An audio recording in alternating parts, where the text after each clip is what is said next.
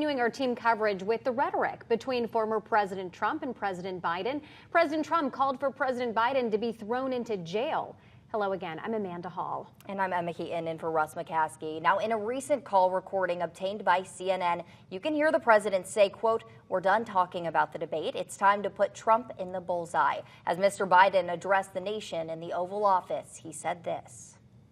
My fellow Americans, I want to speak to you tonight about the need for us to lower the temperature in our politics. And to remember, while we may disagree, we are not enemies. We're neighbors.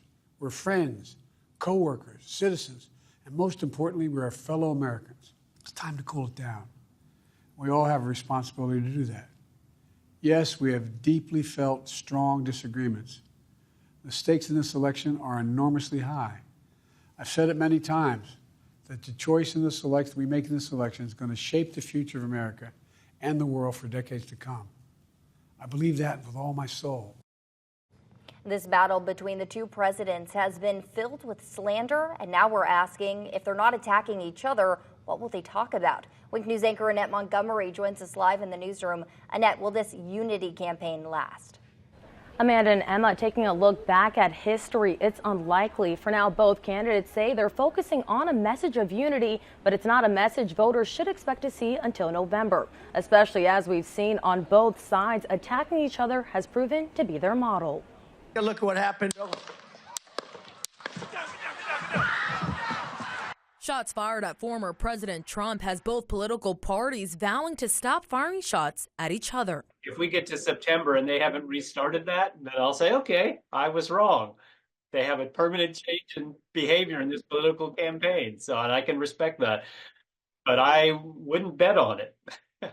Both campaigns are focusing on a message of unity for now, a very different message than what we've seen in the past. The only person on this stage is a convicted felon is the man I'm looking at right now. He could be a convicted felon as soon as he gets out of office. Political science professor Aubrey Jewett says in the 40 years he's been heavily following politics, he hasn't seen this unity model between candidates stick, especially since it's been a driving point of both campaigns and has proven effective, especially in Biden's case. The centerpiece of their campaign has been 4 more years of Donald Trump would be disastrous for this country, that Donald Trump is the one that has encouraged political violence in the aftermath of the 2020 political election. And in driving people out to vote. They're actually often voting on the personal characteristics of the candidates and sort of an emotional vibe rather than this logical, calculated, which policy, kind of a thing.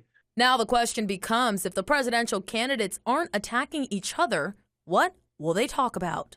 He needs to try to sell the American public on the idea that the economy has improved a great deal in the last couple of years. Factually, it has, but a lot of people don't feel it, mainly because inflation went up so high. Abortion rights, that's another issue that I think favors President Biden, at least according to public opinion polls. I think Trump would be wise to try to focus on a more positive message, talk about what he would do, talk about immigration, talk about the economy. And Jewett says he, along with other political analysts, think this will help Trump get back in office. He says the American public loves to rally behind someone, and this puts the former president in the perfect position. I'll have more on that all new on Wink News at 6. Back to you. Annette.